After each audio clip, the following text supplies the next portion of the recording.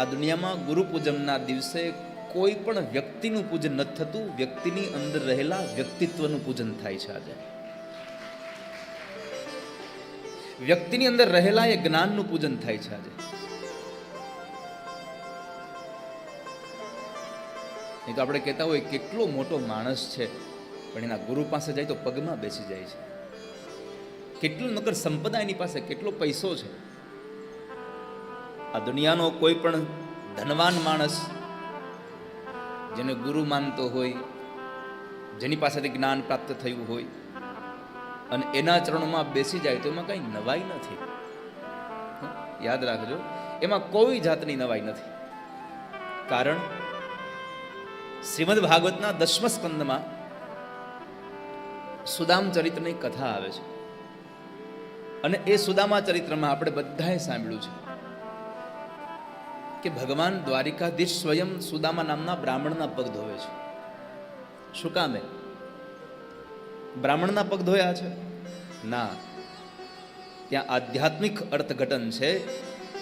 ઐશ્વર્યએ જ્ઞાનની પૂજા કરી છે. સુદામા જ્ઞાન છે અને ભગવાન કૃષ્ણ ઐશ્વર્ય છે. અને આ દુનિયામાં કૃષ્ણનું જેટલું ઐશ્વર્ય હતું એટલું ઐશ્વર્ય બીજા કોઈનું થયું નથી. જો આટલું મોટું ઐશ્વર્ય છોડીને પણ પરમાત્મા પોતે બ્રાહ્મણના એટલે કે જ્ઞાનીના પગ પૂજતા હોય તો ત્યારથી આ પરંપરાઓ ચાલતી આવે છે કે આજ ગુરુ પૂર્ણિમાનો એ પાવન પ્રસંગ એક ઐશ્વર્ય જ્ઞાનની પૂજા કરે. અને આપણે બધા આજે એ જ તત્વની પૂજા કરવા બેઠા છીએ. આજના પૂજનનો, આજનો ગુરુનો મહિમા શું છે? બસ એક વાત ઉપર મારે તમને એક વાત કરીને આપણા આજના પ્રસંગમાં જે કંઈ આયોજક પરિવાર તરફથી આયોજન છે એમાં આપણે દોર સોંપી દઈએ. સૌની અંદર એક ચૈતન્ય ગુરુ બિરાજમાન છે, એક જાગતું તત્વ બિરાજમાન છે.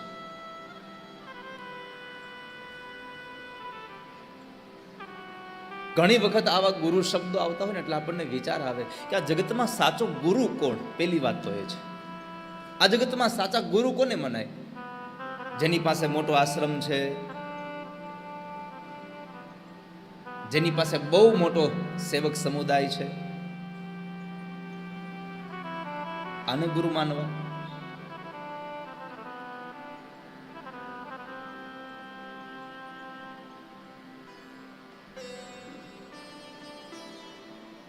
શાસ્ત્રો એમ કહે છે,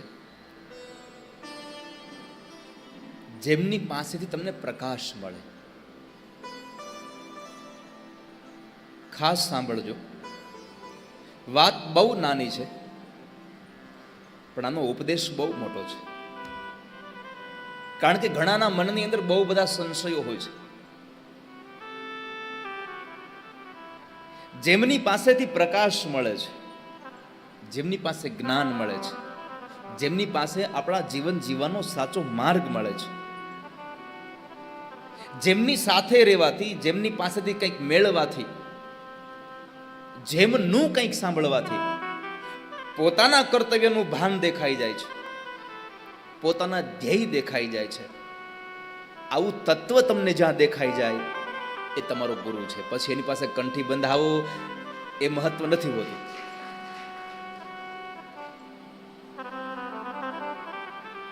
ભગવાન દત્તાત્રેય મહારાજે 24 ગુરુઓ બનાવ્યા. નહીં તો આપણે કહેતા હોઈએ છીએ એક ગુરુ હોય, કઈ વારા ઘડીએ કેટલા ગુરુ હોય, પણ જ્યાંથી પણ તમને સારું જ્ઞાન મળે એ તમારા ગુરુ છે. નહીં તો નિશાળમાં આપણે ભણવા જતા હતા તો એ નિશાળની અંદર જ્યારે ભણતા હતા ત્યારે એમાં એ ગુરુજી આપણા ગળામાં કોઈ દી કંઠી નહોતી પહેરાવી, છતાં પણ હજી આજના દિવસે આપણે કહીએ છીએ કે અમારા ગુરુજી છે. શું કામે? જેમની પાસેથી કંઈક પ્રાપ્ત થયું છે, જીવનનું કંઈક તત્વ. ગુરુ એટલે એક તત્વની વાત છે. અહીંયા શરીર સાથે બંધાયેલો સંબંધ નથી, જ્ઞાન સાથે બંધાયેલો સંબંધ છે. અને આ જ્ઞાન તત્વ તો બધાના ભીતરમાં સમાયું છે. પણ મુશ્કેલી એ છે કે એ તત્વની ઉપર થોડો ક્ષાર જામી ગયો છે. જ્ઞાન તો આપણી અંદર છે જ, પણ એની અંદર એના ઉપર થોડાક અમથા આપણા આ ભૌતિક સમાજના થોડા ચિથરાઓ વીંટળાયેલા પડ્યા છે અને ક્ષારને ધોવા માટે થઈને થોડું એસિડ, થોડું કંઈક એવા રાસાયણિક તત્વોની જરૂર છે. અને એ રાસાયણિક તત્વ એટલે જ્ઞાન છે. એ ગુરુજી છે, એ આપણા જામેલા ક્ષારને ધોઈ નાખે છે.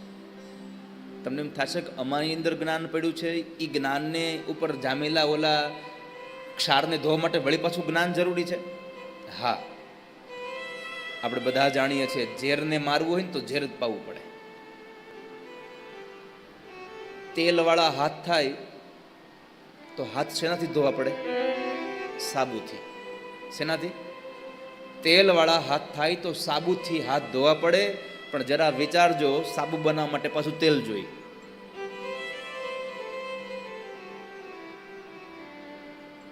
તો આપણી અંદર પડેલા જ્ઞાન ઉપર જામેલો એક ક્ષાર કે જે કામ, ક્રોધ, લોભ, મદ, મોહ, મત્સરના જે ક્ષાર જામ્યો છે, એ ક્ષારને ઉખાડવા માટે એક ગુરુજી જોઈએ છે. ને એ ગુરુજી વળી પાછા જ્ઞાન દ્વારા એ ક્ષારને ઉખાડી નાખશે, એટલે જ્ઞાનની અંદર જ્ઞાન મળી જશે અને ભીતરમાંથી જ્ઞાન પ્રગટ થશે.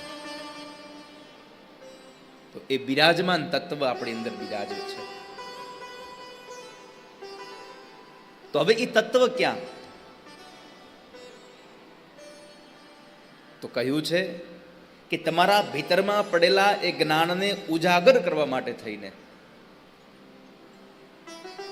આ તત્વ તમને જે વ્યક્તિમાં દેખાય, તમને જે શાસ્ત્રમાં દેખાય, તમને કોઈ વસ્તુમાં દેખાય, તમને કોઈ દ્રવ્યમાં દેખાય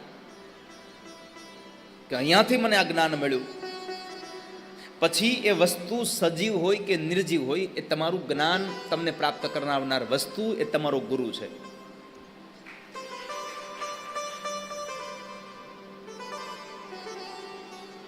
તો જગતમાં સાચો ગુરુ કયો?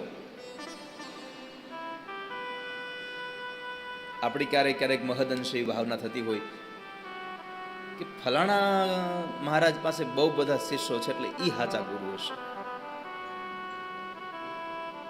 મારે એટલું જ કહેવું છે, હાચા ગુરુ કોઈ દિવસ શિષ્યો બનાવતા જ નથી. હાચા ગુરુ તો પોતાની હારે ઉભો રહે એવો ગુરુ બનાવે છે.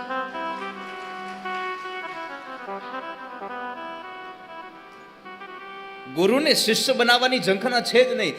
ગુરુને એક માણસને એવો માર્ગ ઉપર લઈ જવો છે, એવો માર્ગ ઉપર લઈ જવો છે, એવા કલ્યાણના માર્ગ ઉપર લઈ જવો છે કે એ માણસ પોતાનું પણ કલ્યાણ કરે અને એના દ્વારા અનેક જીવોનું કલ્યાણ થાય. આવું વ્યક્તિત્વ નિર્માણ કરે એ સાચો ગુરુ છે આ જગતમાં. બીજાને પણ પોતાની હારે ઉભા રાખી દે,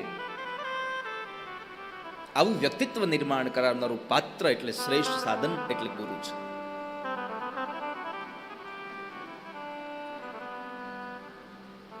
જેમ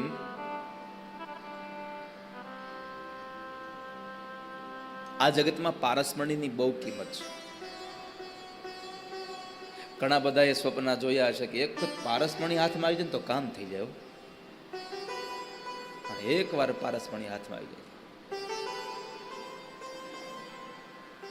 પણ પારસમણી હાથમાં આવે એના કરતા પણ વધારે જો કોઈની કિંમત હોય તો એ સાચા સદગુરુની કિંમત છે. શું કામ? એને પારસમણી લોખંડનો સ્પર્શ કરે એટલે સોનું બનાવે. પારસમણી લોખંડનો સ્પર્શ કરે એટલે સોનું બનાવે, અને ગુરુ કોઈ શિષ્યને બનાવીને એનો સ્પર્શ કરે એટલે એમાંથી ગુરુ બનાવે છે. પાછું પારસમણીમાં અને લોખંડમાં એક એટલો તફાવત છે. એક લોહા કંચન કરે, એક કરે આપ સમાન. પોતાની સમાન ઉભો કરી દે છે, પોતાના જેવું વ્યક્તિત્વ નિર્માણ કરાવે છે. અને એ વ્યક્તિત્વ મેં કહ્યું એમ તમને કોઈ વસ્તુમાં દેખાય, કોઈ શાસ્ત્રમાં દેખાય, કોઈ બુક્સમાં દેખાય, તમને કોઈ દ્રવ્યમાં દેખાય, તમને જ્યાં પણ દેખાય ત્યાં પડ્યું છે.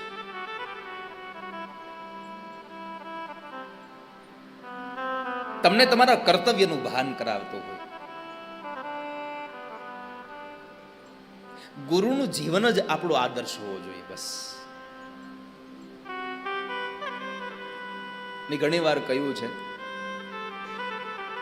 કે ઉપદેશ આપનારા માણસની અંદર જે ઉપદેશ અપાય છે એનું જો અનુકરણ ન હોય તો તમને કોઈ દિવસ એ ઉપદેશની કિંમત નહીં થાય, એ તમને નહીં સ્પર્શે.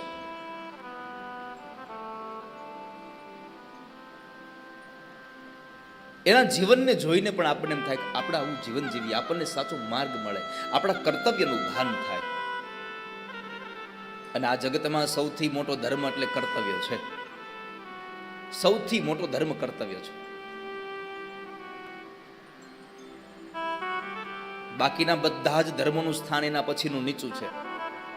પેલું વેલું કર્મ છે આપણું, જે આપણું કર્તવ્ય છે કે મારે આવું કરવું જોઈએ, એ કર્તવ્ય જો નિભાવો તો તમારી અંદર સૌથી મોટો ધર્મ છે. અને આપણો ધર્મ કયો છે? હું માણસ છું, મારે માણસાઈ તરીકે જીવન જીવવું જોઈએ, એ સૌથી મોટો ધર્મ છે આપણો. ભગવાને આપણા ઉપર કૃપા કરીને આપણને માણસ તત્વ આપ્યું. દુર્લભમ માનુષો દેહો. આપણને બહુ મોંઘો અવતાર પરમાત્માએ આપ્યો. અને આપણે ક્યારેક એ માણસાઈના માર્ગના એ દિશાઓમાંથી આપણે ચૂકી જતા હોઈએ છીએ. હા, પછી ફરી પાછું ભાન થાય એટલે પાછા રસ્તા પર આવીએ. જેમ આપણે ગાડી લઈને નીકળ્યા હોય ને આપણે રસ્તો ભૂલી જઈએ છીએ.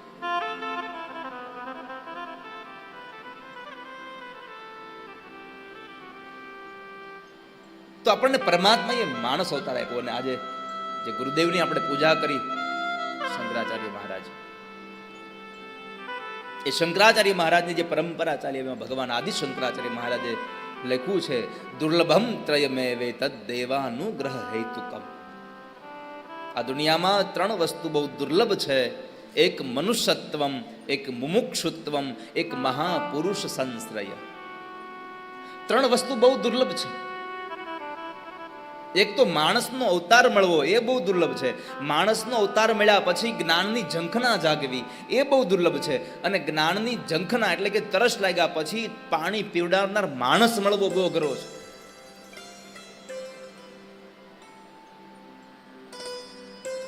તો આપણને જે મનુષ્યત્વ મળ્યું છે, એ મનુષ્યત્વમાં આપણને જે આપણું કર્તવ્ય છે, એ કર્તવ્યનું ભાન કરાવે એવું કોઈ વ્યક્તિત્વ હોય, એવું કોઈ શાસ્ત્ર હોય, એવું કોઈ પદાર્થ હોય તો સમજવાનું આ આપણો ગુરુ છે.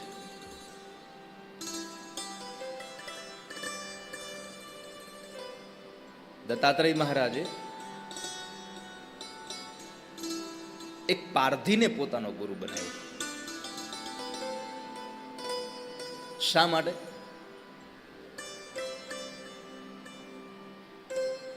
નગરમાંથી બરાબર રાજાની એક સવારી પસાર થઈ અને એક માણસ પેલું તીર કામઠું બનાવતો હતો, બાણ બનાવી રહ્યો હતો. હવે રાજાની સવારી નીકળે એટલે પછી તો કોઈ પોતાની જગ્યાએ બેસવાનું ન હોય, બધાને ઊભું થઈ જવાનું અને મહારાજને આદર સત્કાર આપવાનો. પણ આ માણસ ઊભો ન થયો અને એ માણસ પોતાનું કામ કરતો રહ્યો અને મહારાજની સવારી નીકળી ગઈ. દત્તાત્રેય મહારાજને થયું કે આ માણસ ઊભો ન થયો. જ્યારે એને જાણ્યું કે આ માણસ ઊભો કેમ ન થયો, ત્યારે એને ખબર પડી કે એ માણસ ધનુષ્ય બનાવવામાં, એ બાણ બનાવવામાં એટલો બધો ઊંડો ઉતરી ગયો હતો કે માણસને ખબર જ નહોતી કે આ રસ્તા ઉપરથી મહારાજની સવારી પસાર થઈ. ત્યારે દત્તાત્રેય મહારાજે એને ગુરુ તરીકે સ્વીકાર કર્યો કે જીવનમાં આવી એકાગ્રતા આપનારો માણસ પણ આપણો ગુરુ હોવો જોઈએ. એકાગ્રતા હોવી જોઈએ. અને એકાગ્રતા વગરનું તમારું કોઈ કાર્ય તમને ક્યારેય પણ સફળતા આપે નહીં. તો 24 ગુરુઓ બનાવ્યા, અલગ અલગ, જેની પાસેથી જેવો પણ ભાવ મળ્યો. એને કૂતરાને ગુરુ બનાવ્યો છે.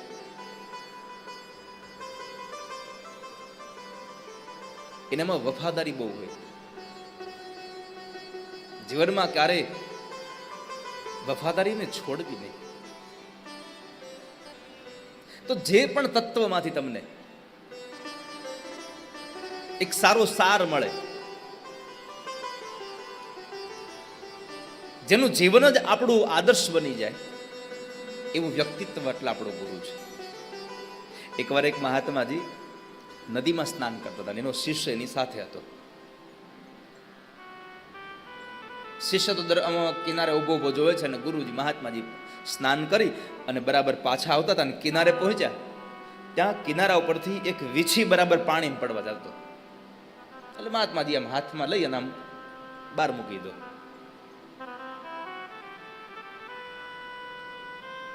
મહાત્માજી પોતાનું શરીર ચોખ્ખું કરી એના પહેલા પેલો વીછી ચાલતો ચાલતો ફરી પાછો પાણીમાં ગયો. એટલે મહાત્માજી ફરી પાછા પાણીમાં ગયા અને એને ખોબામાં લઈ અને ફરી પાછો બહાર લઈ આવ્યા. 2-3 વખત આવું થયું. એમાં બરાબર એકવાર વીછીએ ડંખ મારી દીધો. મહાત્માજીને વેદના થઈ છતાં પણ એને વીછીને બહાર મૂક્યો અને વળી પાછો એ વીછી અંદર જાય છે. વળી પાછા મહાત્માજીને લેવા જાય છે. ઓલો શિષ્ય કહે છે, ગુરુદેવ તમે શું કરો છો?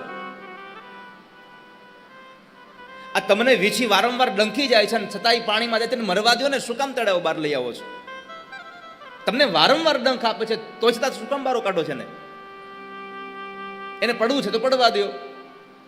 ત્યારે મહાત્માજી બોલ્યા હતા કે બેટા, વીછીનો સ્વભાવ છે ડંખ આપવાનો, અને મારો સ્વભાવ છે કોઈને ડૂબતા બહાર કાઢવાનો. એનો સ્વભાવ ન છોડે, હું મારો સ્વભાવ ન છોડું. આવું જીવન જેનામાં દેખાઈ જાય, સમજવું આપણો ગુરુ છે. પછી એની કંઠી બાંધવાની જરૂર નથી, બસ મનથી ગુરુ હોવાની જરૂર છે. તો જે માણસની અંદર રહેલા જ્ઞાન દ્વારા મને તમને તત્વજ્ઞ જીવન મુક્ત બનાવી દે, દુનિયાના ઉદ્ધાર કરવાનો આપણી અંદર એક ગુણ મૂકી દે, એવું કોઈ વ્યક્તિત્વ હોય તો એ સદગુરુ છે, એ ગુરુ છે. જીવનમાં 3 ગુરુઓ હોય છે. કેટલા? જીવનમાં 3 ગુરુઓ હોય છે. એક વિદ્યાગુરુ, એક દીક્ષા ગુરુ અને એક સદગુરુ. આ 3 ગુરુઓ હોય છે. જેની પાસે આપણે અભ્યાસ કર્યો એ આપણો વિદ્યાગુરુ છે. પછી તમે પહેલા ધોરણથી લઈ અને કોલેજ તમે જ્યાં સુધી અભ્યાસ કર્યો ત્યાં સુધીનો અભ્યાસ કરાવનારો એ માણસ એ આપણો વિદ્યાગુરુ છે.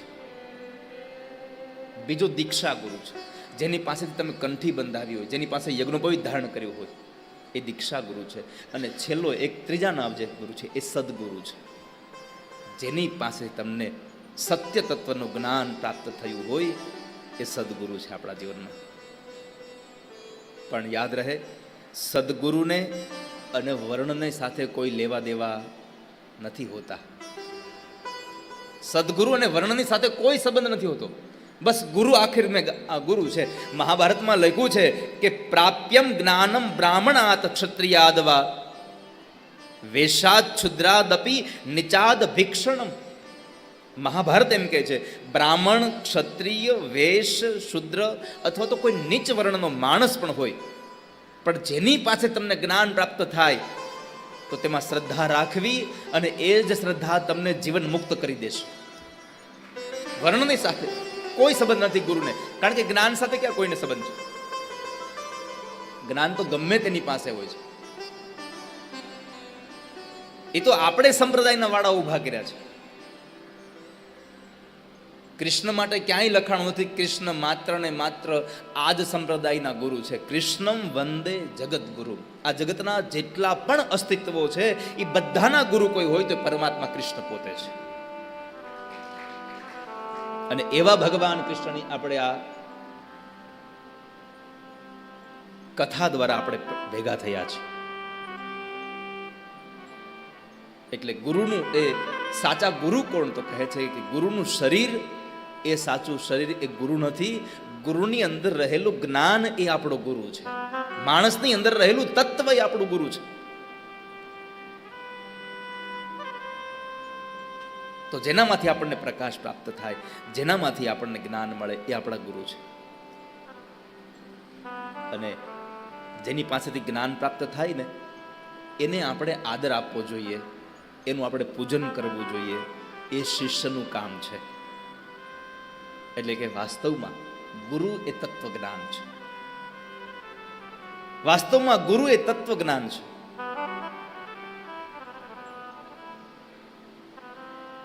કોઈ પણ અબુદ્ધ માણસ હોય, આપણે પેલા ધોરણમાં જ્યારે આપણે ભણવા બેઠા ત્યારે આપણને એકડો ક્યાં આવડતો હતો? ત્યારે તો આપણે હાવ કોરી પાટી હતા આપણે, પણ ગુરુદેવે એની અંદર એકડો લખાવીને એમાં એટલી વખત ઘૂંટાવ્યો કે હવે પાટી ભૂલી ગયા પણ એકડો નથી ભૂલતા આપણે. તો ગુરુનું સાચું કર્તવ્ય એ છે કે આપણને પોતાનું જે મૂળ ફરજો છે એનું જ્ઞાન કરાવી દે, એ જ્ઞાનનું વારંવાર એનું પુનરાવર્તન થતું રહે. ઘણા લોકો કહેતા હોય કે વારે વારે કથા સાંભળવા શું જવાનું હોય, હવે કથા તો એક ને એક હોય. અરે પણ વારે વારે એટલા માટે જવું પડે છે કે લોખંડનો સળિયો હોય ને એને વાળવો હોય તો હથોડાનો એક ઘા પર્યાપ્ત નથી, અનેક ઘા કરો ત્યારે તમારો લોખંડનો સળિયો વળે છે. તો એમાં આ જીવનને જો કાયમ માટે એક સારા માર્ગ ઉપર રાખવું હોય તો ભક્તિના માર્ગ સાથે, પરમાત્માની કથાઓ સાથે જોડાઈ રહી અને તમારા જીવનને સારા માર્ગે લઈ જવું પડશે. કારણ કે સત્સંગ સિવાય જીવનમાં વિવેક નહીં મળે. બિનુ સત્સંગ વિવેક ન હોય, રામ કૃપા બિનુ સુલભ ન સોય. અને આ જગતમાં ગુરુ વગર જ્ઞાન પ્રાપ્ત થશે નહીં. ગુરુ બીન ભવ નિધિ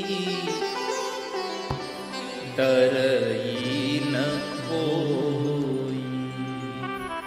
ગુરુ વગર મને તમને ક્યારેય ભવસાગર પાર થશે નહીં.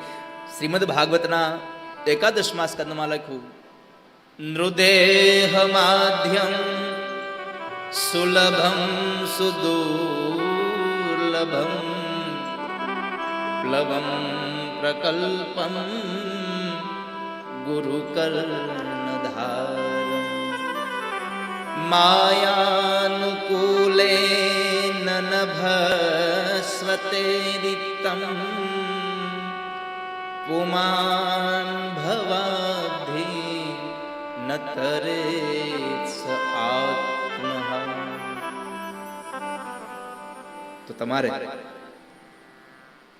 ગુરુ વગરનું મને તમને જ્ઞાન નહીં થાય. તમે કદાચ 4 વેદ વાંચો. હવે એક વાત લખી છે છેલ્લી, તમારે કોઈને ગુરુ બનાવવા છે તો એક વાત યાદ રાખવી, શ્રોત્રિય અને બ્રહ્મનિષ્ઠ માણસને તમારે ગુરુ બનાવવા. હવે તમને થાય આ શ્રોત્રિય અને બ્રહ્મનિષ્ઠ માણસ, આ બે જેનામાં એક સાથે હોય એવાને વધારે પડતા ગુરુ બનાવવા. શ્રોત્રિયનો અર્થ છે જેની પાસે શાસ્ત્રોનું જ્ઞાન છે, અને બ્રહ્મનિષ્ઠનો અર્થ છે જેની પાસે બ્રહ્મ તત્વને જાણવાની શક્તિ છે કે કોને બ્રહ્મ કહેવાય, એવા માણસને ગુરુ બનાવવા. હવે થશે એવું ક્યારેક આપણને એમ થાય કે જેની પાસે શાસ્ત્રનું જ્ઞાન બહુ છે એનો ગુરુ બનાવી લઈએ, તો બ્રહ્મ તત્વને જાણ્યા વગર એનો કોઈ આનંદ નહીં મળે. અને ક્યારેક એમ થાય કે આ માણસ બ્રહ્મ તત્વને જાણે છે, હાલો આપણે એને ગુરુ બનાવી લઈએ. તો ક્યારેક એવું થશે કે તમે બ્રહ્મ તત્વને જાણનારા બ્રહ્મનિષ્ઠ પાસે તમે એને ગુરુ બનાવશો, પણ શિષ્યોના મનની અંદર જીવનમાં કેટલી વખત શંકા અને કુશંકાઓ ઊભી થશે, તો એ શંકા અને કુશંકાઓનું નિવારણ ક્યાંથી થશે? શાસ્ત્ર સિવાય તો થવાનું નથી. તો આપણા જીવનની એ દરેક વિટમણાઓને, આપણા જીવનના દરેક શંકાઓને સમાધાન માટે થઈ શાસ્ત્રની જરૂર છે. માટે માત્ર બ્રહ્મનિષ્ઠ પણ નહીં, માત્ર શ્રોત્રિય પણ નહીં, માટે શ્રોત્રિય બ્રહ્મનિષ્ઠ કોઈ માણસ મળે તો એવાને ગુરુ પેલો બનાવવો આપણે, જેની પાસેથી જ્ઞાન હોય, જેની પાસે પરમ તત્વની સુધી પહોંચવાની તાકાત હોય, પરમ સુધી તત્વને પહોંચાડનારી, પરમ તત્વને ઓળખાવનારું જેનામાં ભાન છે.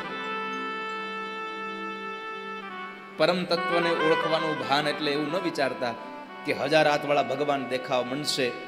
આ જગતના એક એક અણુની અંદર તમને પરમાત્માનું દર્શન કરાવવાની, પરમાત્માના નામનો જપ કરાવવાની, પરમાત્માની ઝાંખી કરાવવાની જેની ભાવના સમાયેલી છે, એવું વ્યક્તિત્વ એટલે બ્રહ્મનિષ્ઠ છે. તો આજે આપણે એ ગુરુદેવની પૂજા માટે ભેગા થયા છીએ, અને એ ગુરુ પૂજન તથાસ્તુ વિદ્યાપીઠ અને Shri Radhe Radhe education and charitable trust અને રાધે રાધે પરિવાર દ્વારા જ્યારે આયોજિત થયું, અને આપ સૌને ફરી પાછા અહીંયા બોલાવીને અમારે આપણને બધાને ભેગા કર્યા, એટલે એકવાર એને પણ આપણે તાળીઓના નાદથી વધાવીએ કે એમને તમે આયોજન કર્યું અને અમે બધા લોકો ભેગા થઈ શક્યા. તો આજના ગુરુ પૂર્ણિમાના દિવસે મારે એટલો જ ઉપદેશ આપ્યો છે કે ગુરુ એ શરીર નથી, ગુરુ એ માત્ર જ્ઞાન છે, જ્ઞાન સાથેનો સંબંધ છે.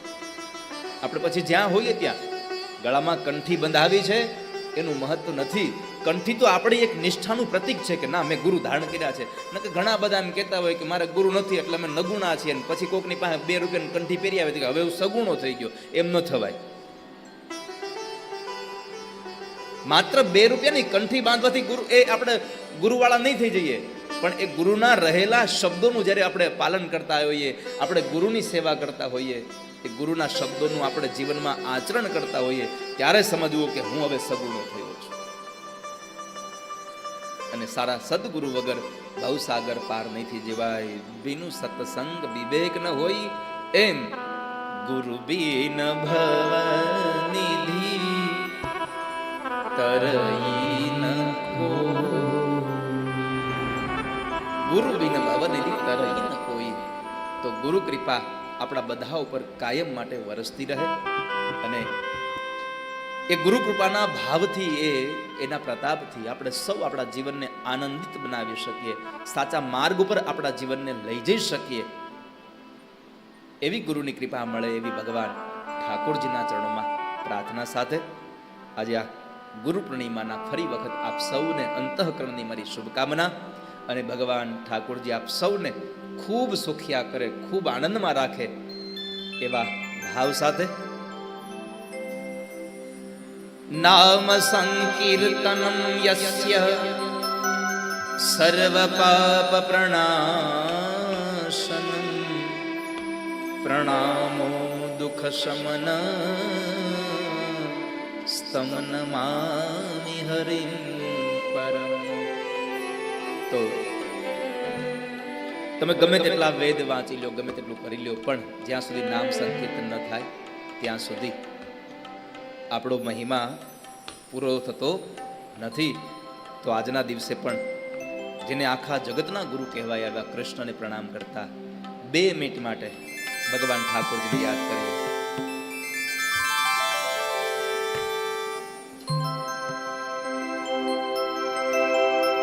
તમે મને માયા લગાડી મારા વાલા,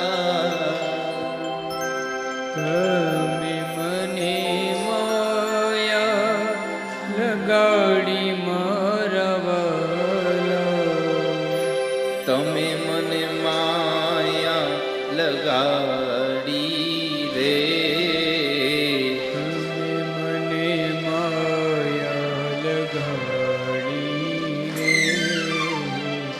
સામે મને માયા લગાડી રે, સામે મને માયા લગાડી રે. દ્વારિકાનો નાથ મારો રાજા રણ છોડ છે, એણે મને માયા લગાડી રે.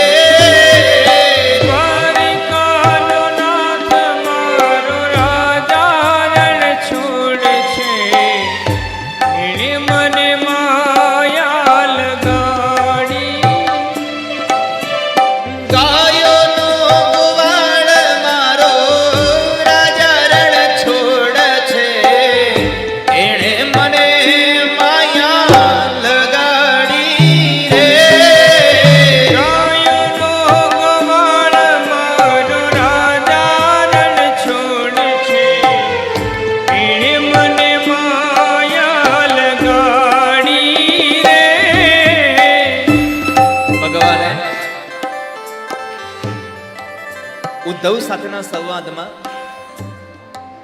ભગવાન કૃષ્ણએ ઉદ્ધવને એકવાર કહ્યું, ન તથા મે પ્રિયતમ આત્મયોર્નિર્ન શંકરઃ ન ચ સંકર્ષણો ન શ્રીર નૈવાત્મા ચ યથા ભવાન.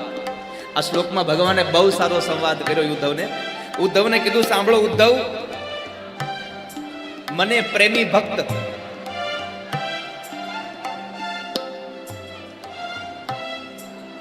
મને મારો ભક્ત જેટલો વાલો છે એટલું મને મારા પ્રિય પુત્ર એવા બ્રહ્મા પણ વાલા નથી, મારો આત્મા શંકર એ પણ મને વાલો નથી, મારો મોટો ભાઈ બલરામ એ પણ મને વાલો નથી, મારા સ્વયં અર્ધાંગિની લક્ષ્મીજી પણ મને વાલા નથી, અને મને મારો પોતાનો આત્મા પણ